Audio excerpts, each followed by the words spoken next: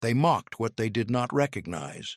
They called them Yankee clerks, paper soldiers, measurers of flour, men whose hands smelled of ink.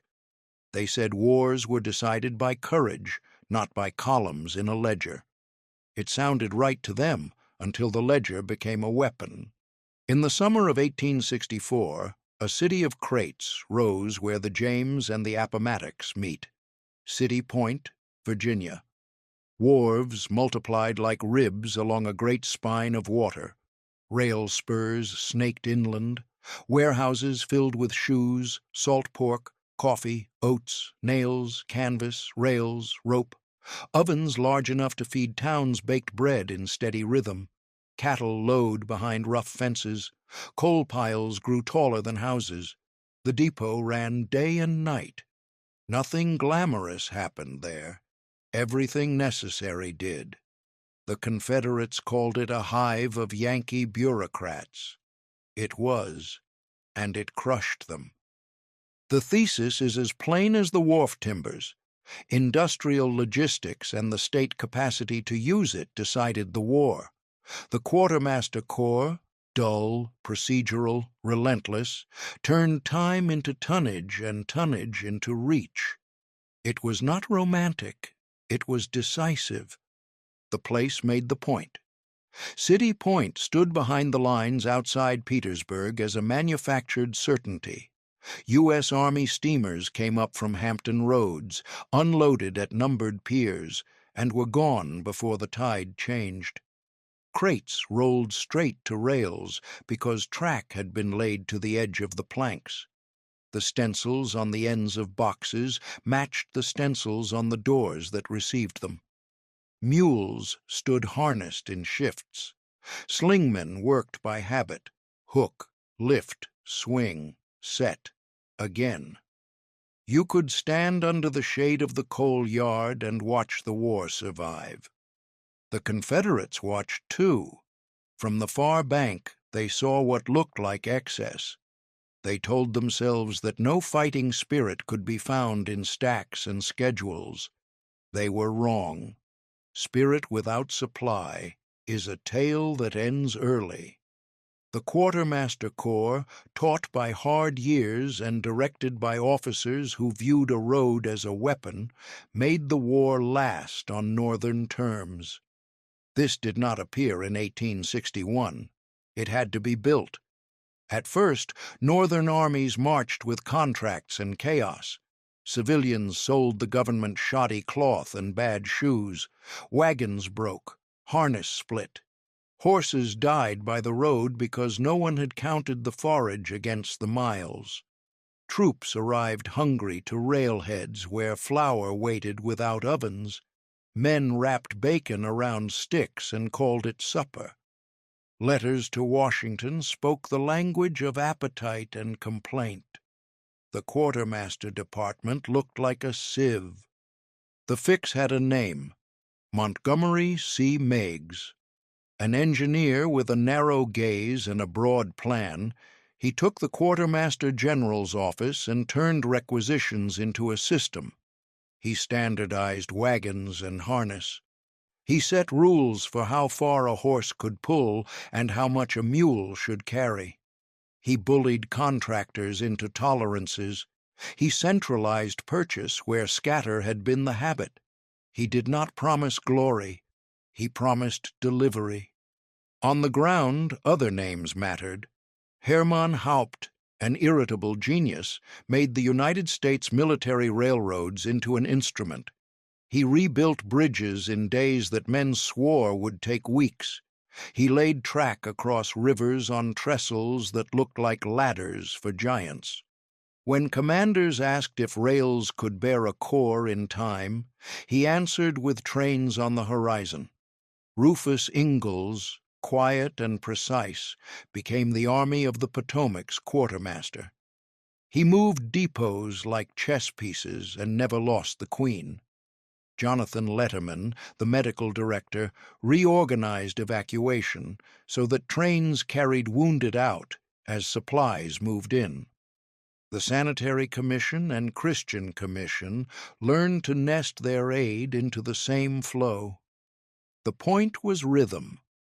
Rhythm began with water. The North learned the lesson of wharves early. Alexandria, Aquia Landing, White House on the Pamunkey, Harrison's Landing on the James. Wherever rivers reached inland, depots followed. Steam beat mud. A single side-wheel steamer could carry what hundreds of wagons could not drag through Virginia clay. The quartermaster habit became this: get as much as possible as far forward as the hull will float it, push it by rail a little farther, and ask wagons to finish the shortest leg. Wagons cost horses, horses cost oats, oats cost ships. Ships were the cheapest. The Confederate habit was different. It had to be. Cotton could not be stacked into muskets. Their iron was limited. Their rails were fragile and of mismatched gauge. Their locomotives were few, their shops fewer. Their government distrusted centralized purchase and preferred local control until local barns were empty and local roads were stripped of teams. Men who loved state rights discovered that shells and shoes traveled poorly across rights of way owned by private companies making private decisions under public pressure. When they looked north and saw bureaucrats, they told themselves a story about softness. They did not see what was coming. By late 1862, Northern supply had a pattern: a river depot, a railhead, a wagon park, a bakery, a repair shed, an animal yard, a refuse pile. Each part fed the next. At Falmouth, opposite Fredericksburg, miles of wagons stood nose to tail waiting for orders that never came because pontoons lagged behind plans. The failure showed the rule. When the system is out of sequence, battle plans are just drawings. Meigs remembered. The pontoons learned to move with columns. Bridges no longer arrived last. Another rule emerged in the West. Rivers were roads if you owned the boats and guarded the bends. At Fort Henry, Donelson, Shiloh, Corinth, Vicksburg, and Port Hudson, ironclads and transports served as wings on the Army. Quartermasters posted tally clerks on gunboat decks. Flour moved past cotton bales that once promised foreign credit and now promised only rot. When Vicksburg fell, a logistic artery opened from Cairo to New Orleans. Depots budded along it: Memphis, Helena, Natchez, Baton Rouge. The river became a storehouse long enough to feed campaigns hundreds of miles from any northern farm. Nashville proved what a deep depot could do. A ring of warehouses rose with standardized bays and ramps set to the height of a wagon's tailboard. Corrals sprawled. A machine shop turned out iron by pattern: axle boxes, tire bands, brake shoes, stamped and interchangeable. A bakery yard ran ovens in rows, each with a ration per hour written in chalk on the jamb. Trains ran south to Stevenson and Chattanooga, their schedules pinned to a telegraph board. When Thomas stood at Nashville in 1864 and waited for ice to form under his cavalry, his waiting was supply discipline. When he moved, the rails fed him like a vein. Sherman learned to trust long lines, then learned to cut his own.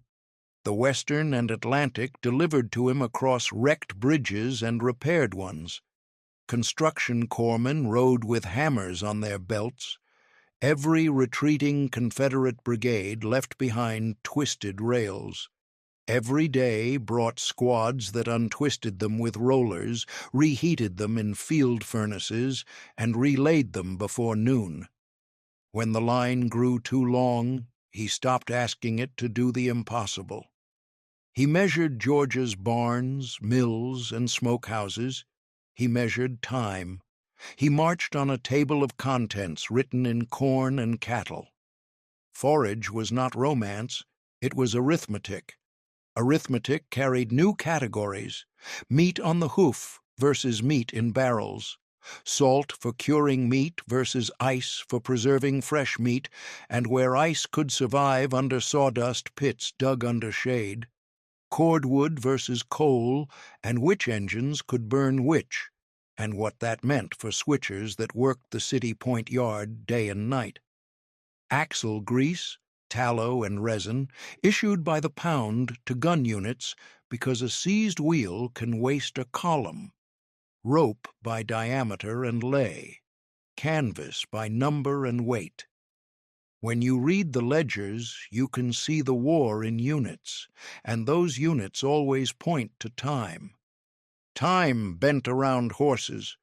An army horse eats before a soldier if you want the soldier to move tomorrow. A horse needs forage in weight far beyond a man's ration. A mile of bad road adds to that weight every day until you are moving hay instead of men. The Quartermaster Department learned to plant hay north of the fight and ship fodder forward with rhythm. The Confederacy learned that cotton does not feed horses. By 1864, wagons were drawn by oxen because horses had been eaten by roads. An ox is slow and strong and doomed under artillery. A muzzle-loading army that moves at an ox's pace is an army that reacts late. Coal connected to ordnance. Siege guns around Petersburg ate iron. Iron ate coal. Coal rode barges and rails. When rails cracked, guns went silent. You could hear the chain in the quiet at City Point. Coal barges in the morning. Fuel to locomotives by the hour. Shells on cars by noon. Siege batteries served by twilight. The opposite sound near Richmond was the thud of wooden wheels in mud as men pried axles with fence rails because there was no spanner and no spare. Bureaucracy, the word the Confederates used like a curse, meant that a northern depot clerk could telegraph a number to a yard in Baltimore and see the cars appear. It meant that a shoe contract had specifications a judge would enforce. It meant that a paymaster carried schedules and met guards at the same milepost every month. It meant that when a bridge washed out in the night, a bridge train rolled at dawn without asking who was to blame. It meant that men whose names would never appear in reports did the same thing in the same order until war became routine. Routine is a weapon. Across the lines, Southern quartermasters argued with want. Their chief of subsistence fought a losing war against substitutes. Salt trickled in through blockade doors that closed faster each month. Cattle stampeded because fences were gone. Soldiers learned to boil acorns and laugh at misery. Rails were thin iron on rotten ties. A broken locomotive idled a district. Repair shops lacked coal and steel. The Augusta Powder Works delivered, but shells piled where wagons could not reach. The army in the trenches rationed cornmeal and issued promises. The rail gauge problem became a parable. Northern railroads ran in families. Cars interchanged. A single locomotive did not reach every city, but a car could. It mattered on days when flour in Pennsylvania became bread at the front with one lift and one seal. Southern rails were a patchwork.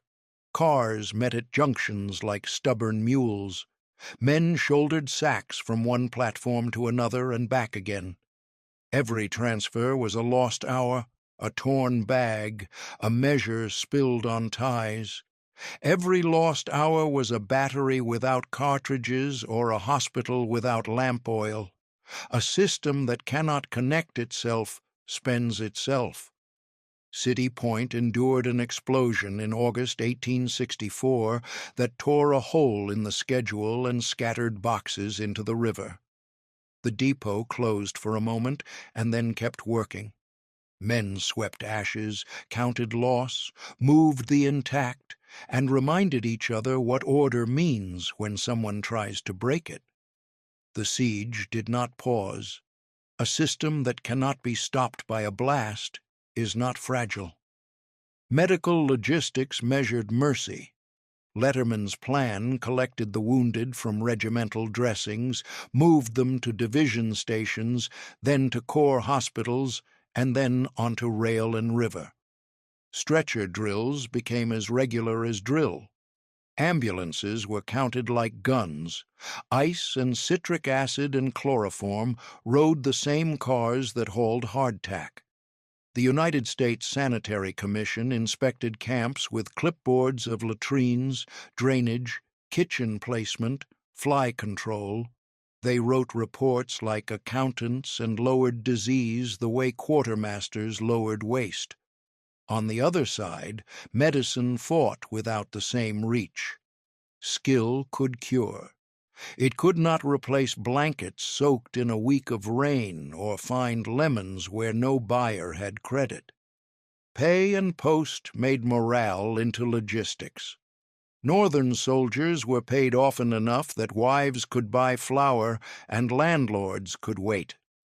Allotment rolls and express companies turned a private's money into a storekeeper's ledger and a farmer's seed. Men received letters because postal clerks rode with the army and sorted on tables nailed to car floors. A soldier who expects money and mail expects a next month. Confederate soldiers waited months and were handed paper that bought less each week. Families met impressment officers who took corn and left a receipt that died with a county. Stability is supply by another name. Procurement learned standards. Shoddy gave way to measured cloth. Boots were inspected by size and sole thickness. A poor contractor learned that debarment was not a rumor. When the Army bought, it bought in patterns, wagons by model, harness by set, tentage by number. Interchangeability meant a wheel in Missouri fit a hub in Virginia. It is dull to say until a midnight break on a mountain road becomes a dawn arrival because a spare was waiting in the right shed. There were failures. The pontoon delay at Fredericksburg translated into streets crossed under fire and names carved into stones. It rewrote schedules from then on. The Red River expedition showed what happens when a plan outruns water and bottoms steamers on sandbars. The commissary department made blunders that multiplied into hunger. A barrel of salt meat left in the sun is 1,000 complaints, but a system that records error fixes it into procedure. After each failure came a checklist and a man who kept it. Wagons made their own doctrine. Teams were counted by wheel and swing, drivers drilled to spare lash and save animal. March tables listed halts for watering. Blacksmith forges traveled with columns, iron stacked by size, coke sacks tied high to stay dry. Wheelwrights kept felloes and spokes in bundles like firewood. When mud rose, corduroy parties went forward with axes, laying road from forest to forest. None of it earned medals. All of it earned time. Depots created neighborhoods. At City Point, there were streets of flour, streets of shoes, a square of ammunition with guards on every corner. There was a hospital town laid out with lanes between wards, big enough for ambulances to pass and turn. There were slaughter pens downwind and tallow vats beside them. There was a telegraph office that beat like a heart. There was a refuse crew that kept tinder from becoming a blaze. A city of war without theaters and with one purpose: turn river into reach. Administration reached into small things: lantern oil kept by tally, spare spokes counted by bundle, packing straw issued to hospitals by bale and reclaimed for stables when a ward emptied, nails kept by the keg and guarded like cartridges because a box cannot be built without them. A man can walk through a depot and think he sees piles. He is seeing continuity made visible. Confederate administration reached for laws and found habits in the way. Governors protected their rails and cars. Local boards favored local regiments. Impressment agents met sheriffs with cousins in uniform. The center wrote requests, and the county wrote refusals. When food moved, it moved with an escort and an argument. Men with rifles settled both. That is not a sustainable schedule. Blockade running promised relief and delivered risk. A fast hull could bring in boots and blankets if it got past lights and storms and cruisers. What it brought had to be paid in cotton, and cotton ate rail capacity that could have moved corn. The math punished romance. Wilmington lasted long and then fell. Mobile narrowed to a trickle. Galveston never replaced New Orleans. Salt came from works at Saltville until soldiers fought over the salt itself. Each shortage created another. The quartermaster's invisible work shows in photographs, neat stacks, broad ways, labeled doors. It also shows in absence, the absence of men straggling for want of shoes, the absence of regiments fenced to keep them from wandering in search of food, the absence of dead horses lining roads after storms because someone weighed the trip against the road's strength and said no. The casualty lists do not record how many lives are saved by a dry canvas and a late hot loaf. The war does.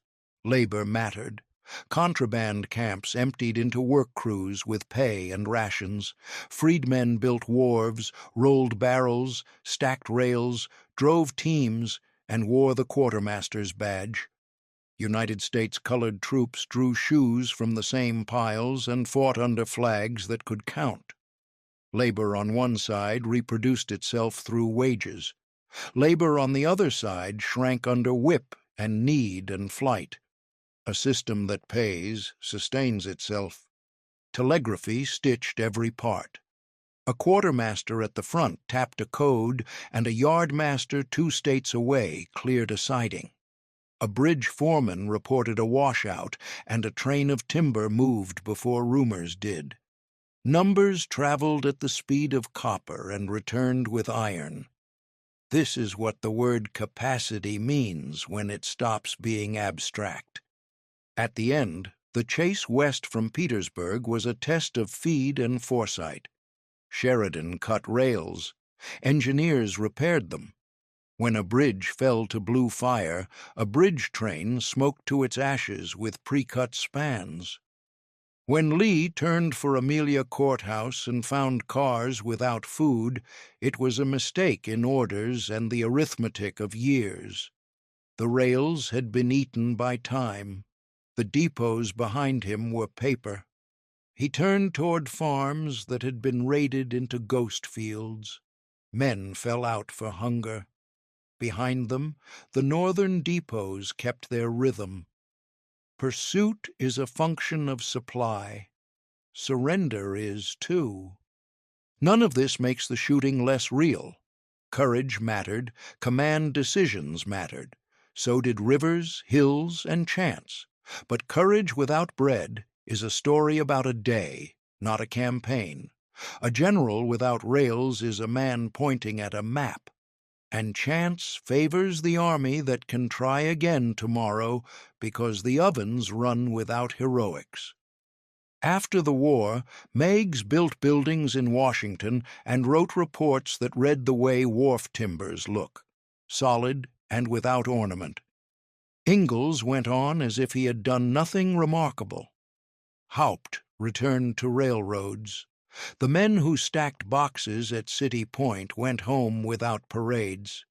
They had done what bureaucrats do at their best.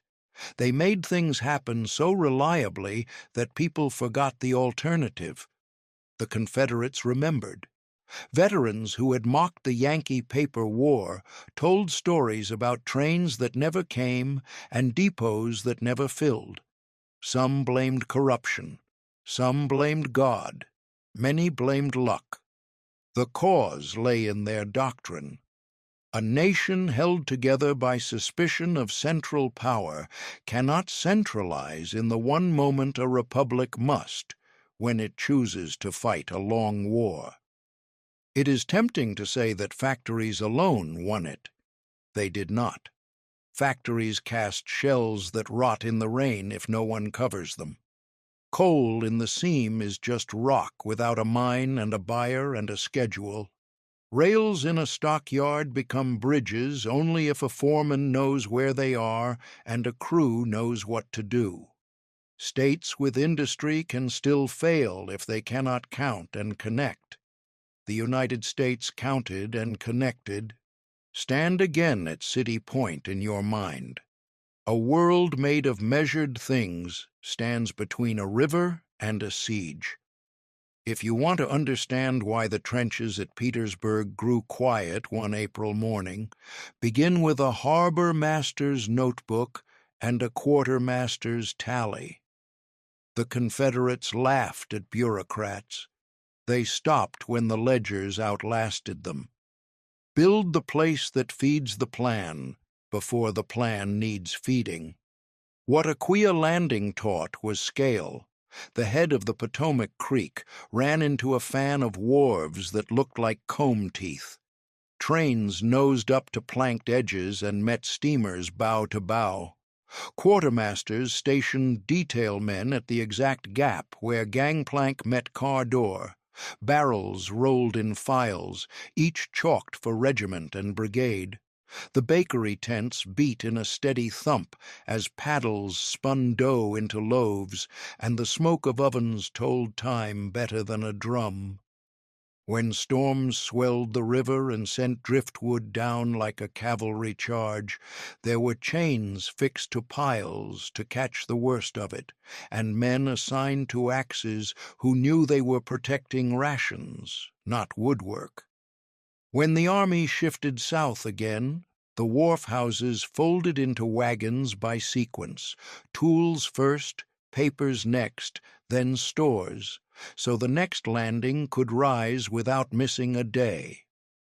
White House Landing on the Pamunkey became a wheeled experiment. The depot had been built in spring and abandoned in haste during the 7 days, then rebuilt with rules. Wagons were parked nose out on numbered lines, so none had to back under pressure. Hay was stacked in ricks high enough to shed water and low enough to resist a spark. Gunboats stood watch like silent sheriffs at the channel. A captain could arrive with a receipt book, walk straight to the right pile, and load without finding the major. The lesson was simple. A depot that can be lifted in a night is a weapon that cannot be trapped. Port Royal and Beaufort showed what a quiet coast can feed. After the Navy cracked the door in 1861, the Department of the South turned tidewater into pantry and workshop. Wharves sprouted beside ruined plantations. Cotton gins groaned again, not for export, but for bale cloth and bandages.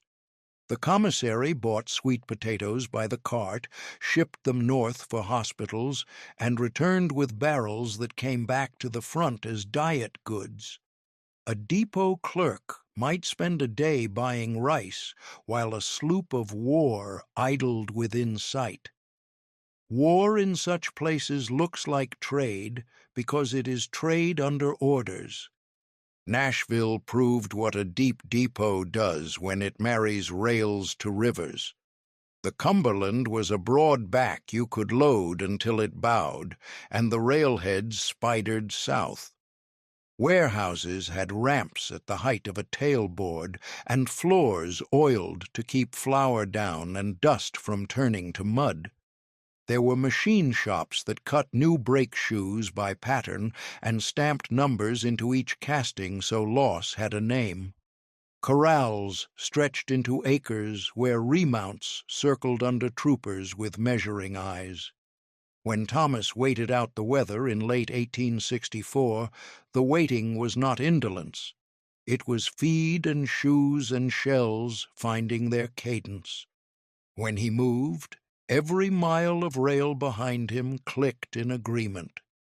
The Cracker Line was a street drawn on water and defended like a fort.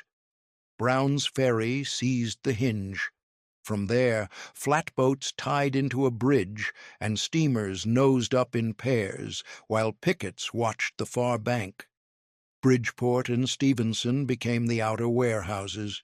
Flour crossed the Tennessee, bundled in sacks, so cuts with knives would be seen. Bacon rode high to keep brine from soaking other goods.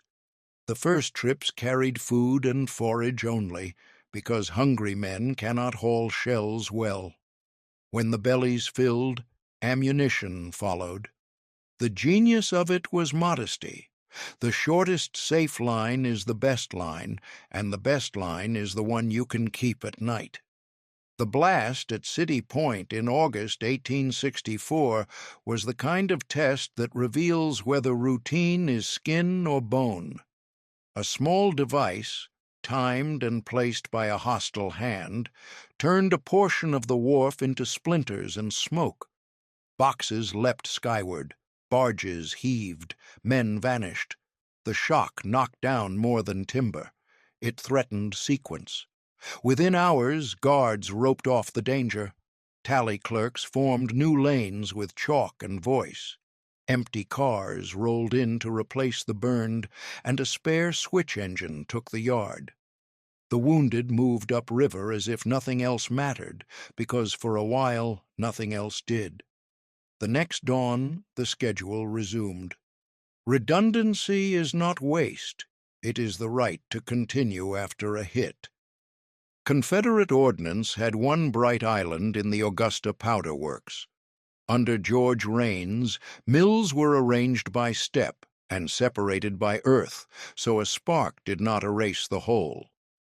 The works took saltpeter from caves and stables and chemistry that squeezed it from dirt, refined it into a powder that could lift a shell in a campaign. But powder is a link in a chain. Shell bodies need iron, fuses need copper, and both need rails. Guns stand mute without friction primers and pull cords. Augusta could produce excellence that a broken car axle kept from becoming effect. Saltville meant preservation.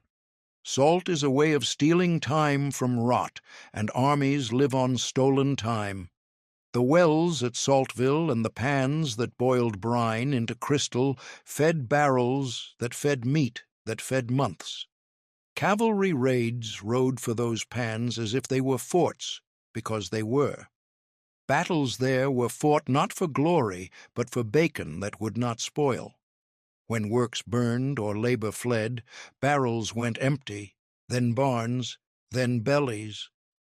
The chain does not respect the brave. Rail gauge is where arithmetic meets wood and iron. In the North, families of lines shared width and habit, so a loaded car could roll from one company's rails to another's without being touched by a human hand. In the South, a junction could be a wall. Cars stopped, men lifted, sacks split. A night's rain made a platform slick, and a morning's work became 2 days, and somewhere a division commander stared at a road and adjusted a plan because his ammunition had been poured out of bags that were never meant to be opened. Ordnance classes multiplied into procedures. Small arms ammunition preferred dry walls and low stacks. Artillery shells asked for separate magazines, with fuses and primers in houses apart from powder, and guards who knew their rounds by sight. Kinds of shells, solid shot, case, common shell, canister, had to be placed where gunners would not reach for one and find another. Fuse lengths wanted labeling in a hand that would be read in rain. These were not niceties. They were the difference between minutes used for killing and minutes spent in confusion under fire. Clothing was a factory problem that became a marching solution. At the Schuylkill Arsenal, cutting rooms laid patterns across cloth, stacked like sliced bread. Trousers were numbered and bundled by size, jackets sewn with buttons placed to a template so a spare could be attached in the dark. Boxes were marked for regiments that existed on paper and met their clothes at a railhead. An inspector's stamp lived on each garment. When shoddy failed early in the war, debarment followed and quality rose. Men learned to expect their coats to last a season, and seasons are what campaigns are made of. Shoes were a health tool. The Jefferson bootie looked plain and saved feet. Pegged soles were cheaper and failed faster when soaked. Sewn soles were dearer and survived mud. Sizes were sorted into piles that could fit a company in an hour if a clerk had a stick and a system. Sore feet became straggling. Straggling became losses that never make a casualty list. A depot that stocked shoes by the hundreds saved more marching men than any surgeon with a knife. Horses were steel before steel. Geesboro Point outside Washington turned into a city of remounts where cavalry regiments regained their legs. Farriers worked by schedule. Currycombs, hoofpicks, rasps, and shoes were issued in sets and counted on return. Grain arrived like clockwork. A horse is a machine that consumes tomorrow's miles today. If you miss the ration, you miss the march. Confederate remounts came from farms already raided, from trades already hungry, and losses turned into oxen, because oxen can be found when horses are gone. Oxen cannot charge. Bridges are the bones of momentum. Pontoon trains traveled with a rhythm of their own. Boats rode on wagons, balks and chests lined in sets, lashings coiled and counted. Crews drilled to throw a bridge in hours and recover it in less. The lesson of Fredericksburg was a permanent scar that taught speed. Engineers learned to stage approaches, mask builders, and float the first boats under fire with covering volleys. A march table without a bridge time is fiction. Haupt's timber trestles looked temporary and carried permanence. His crews learned to measure a river's mood and lift track across it on frames that could be built from trees within a mile of the site. Prefabrication became a habit. Bents cut to standard length, caps and sills drilled to accept the same pins. A wrecked bridge that might take weeks for a civilian crew took days under military rule because men worked by pattern and slept by the tracks. Hospitals learned to think in commas. Diet kitchens, laundries, apothecary stores, wards, convalescent camps. Lemons and onions rode in as medicine. Ice came in sawdust and stayed under shade. Bed ticks were stuffed with straw that was changed by schedule. The old straw marched out to stables as winter bedding for animals. Nurses became quartermasters for comfort, allocating milk and eggs. A surgeon without chloroform is a butcher. A quartermaster without ice is an accomplice. The North reduced both shortages by order. Mail was a slender thread that held regiments together from the rear. The United States military postal system rode cars and boats with sorting tables bolted to the floor. Adams Express and others carried allotments home, and a private's pay became groceries in a town he might not see for a year. Letters brought lists of wants and news of births and deaths that commanders learned to anticipate. They scheduled rest days near depots so men could read and write. The Confederate post came late or not at all. Inflation turned pay into paper and paper into jokes.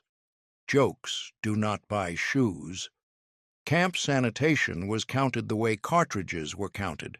Sinks dug downhill from tents.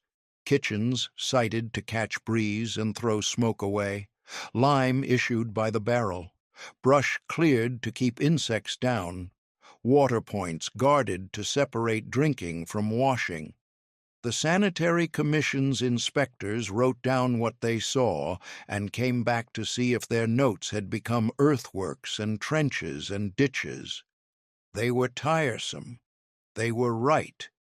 Disease fell by percentage points that never made a headline and saved columns of names from appearing below black borders. Foraging had a captain's book. Detachments rode at set distances, bought or took under orders, counted cattle by head, and drove them by road laid out on a clerk's map. Herds traveled with their own guards and butchers. Slaughter was sighted downwind and downhill. Hides were stacked for the quartermaster's leather contracts. Fresh beef was issued in weights that matched rations, not appetites. The men who joked about bummers also stood in line at a wagon where cuts were measured on a scale, and the difference between hunger and excess was policy. The Mississippi became an inland sea with its own navy of quartermasters, coal barges tied at regular bends, snag boats cleared channels, repair hulks floated workshops where carpenters replaced planks by pattern. The Army and Navy learned a shared language of tons and hours. A transport that missed a convoy had orders to catch the next upriver, and the next knew to expect it. Cairo rang like a bell that could be heard in Memphis and Vicksburg, and the sound was schedules made of steam. The Red River expedition is a caution whispered in ledgers. Water that should have floated gunboats fell by inches each day, and boats grounded like beached whales. Quartermasters piled cargo on banks and then dragged it back aboard when Colonel Bailey's dam raised the river with a stunt that should not have worked, and did. The fleet escaped, but the arithmetic was unforgiving. If your plan depends on a river's generosity without a ledger that measures its mood, your plan is a prayer. Winter quarters turned into kits. Stoves came boxed with elbows and lengths of pipe. Huts were framed from boards, pre-sawn to standard lengths, and marked so privates could build by reading ends. Axes and crosscut saws were issued in ratios to men and returned with edges inspected. Cordwood details worked by roster. Wood piles were sited at intervals along streets, so firewood walked less, and fires went out from want less often. Frostbite lists shrank where stoves burned steady, and straw was changed on schedule. Refugees and freed people made their own economy within the war. Contraband camps began as accidents and became workforces. Quartermasters hired, paid, and rationed. Wages turned into clothing and tools sold back at issue sheds. Women sewed shirts and rolled bandages for cash. Men felled timber and built wharves. Children carried water and learned to read in spare hours. There were frictions, cheats, and failures. There was also labor that bought its own freedom in coins and stamps and a place on the payroll. Rails demanded guards as much as guns. Blockhouses popped up at bridges and trestles like mile markers. Stockades watched water where a canoe might drift in with a firebrand at midnight. Telegraph repairmen rode with coils slung like lariats and climbed poles under fire, fingers numb, sleeves scorched with creosote. Armored cars with loopholes rolled ahead of trains when the air smelled of ambush. A captured rail is a quiet disaster, so the army learned to fight for silence where iron meets wood. The Confederate home front fought a losing war against arithmetic. Impressment officers took corn and left paper pinned to doors. Inflation made that paper thin as air. Farmers hid grain or sold early to anyone with hard coin. Prices grew like weeds. Rail superintendents were told to favor troops, and then told to move cotton for credit, and then told to make miracles. A market in panic cannot be scheduled. When you cannot schedule, you cannot plan, and when you cannot plan, you cannot win. Car utilization sounds like boredom and is the opposite. An empty car in the wrong place is a hole in a plan. Ingalls enforced a simple cruelty. Empties never sleep. Yardmasters were measured by turnarounds. Crews learned that a loaded car sitting overnight was a kind of mutiny. Schedules set, meets on single track, and arranged sidings like chess, with through trains and locals dancing without collisions. The sound of a good yard at night is the sound of a siege tightening. Fire is the enemy of piles. Magazines sat apart, earth-banked and roofed in slate. Spark arresters capped engines that switched near cordwood. Oil lamps had rules for wicks and were forbidden near certain doors. Lightning rods ran down the corners of sheds where ammunition slept. The fire brigade drilled, and the pump wagons stood with handles oiled and leather kept green. When a shoe store caught and 1,000 pairs burned, a clerk wrote it as loss, and an officer wrote it as fault, and the next store was stoved and bricked, and the loss did not repeat. Paper held all of it together. Forms were written in triplicate and filed by number that corresponded to a storehouse bay. A voucher told a story from maker to man: contract, inspection, issue, wear, and return if return was possible. Auditors followed the paper trail and found graft as a matter of habit. Men who skimmed learned that the system did not forget. Slowness that came from care was tolerated. Slowness that came from theft cost commissions and sometimes liberty. The paper war was a war for time. Behind Petersburg, City Point layered these lessons into habit. Coal flowed where it should. Hay did not crowd shells. Boxcars rolled to the end of the plank. A mule was never in harness without a spare nearby. A shoe train followed an infantry movement not because anyone ordered it in the last hour, but because someone had ordered it a week before. The city of crates became a city of hours saved. Across the lines, hunger became doctrine. Men learned to cook cornmeal into a paste with scraps of meat and call it supper. Soldiers rolled pine knots for light. Men laughed at want because laughter is lighter than complaint, but laughter does not fill a haversack. When a car came into a station at night and word spread that there might be bread, men ran to find that there was powder instead, and somewhere a clerk wrote a line that he could not erase. The next day's bread was still days away. The end, when it came on a line west of Richmond, looked like movement and was logistics. Lee turned for a depot that did not fill, then turned for farms that could not pay, then turned for a road that ran into a blue wall. His wagons stretched thin behind footsore men. Guards dozed at wheels, not because they were careless, but because they were empty. On the other side, the pursuers slept near piles of hay and rose with hot coffee. It is not romance to say that breakfast shortens a retreat. The lesson is not that courage fails. It is that courage needs a schedule. The Quartermaster Corps found one, enforced it, and taught armies to live by it. They were mocked as bureaucrats. They were. Bureaucrats with stovepipes and forms and whistles and habits that turned rivers into roads and roads into lines of battle that did not break. Build the place that feeds the plan before the plan needs feeding.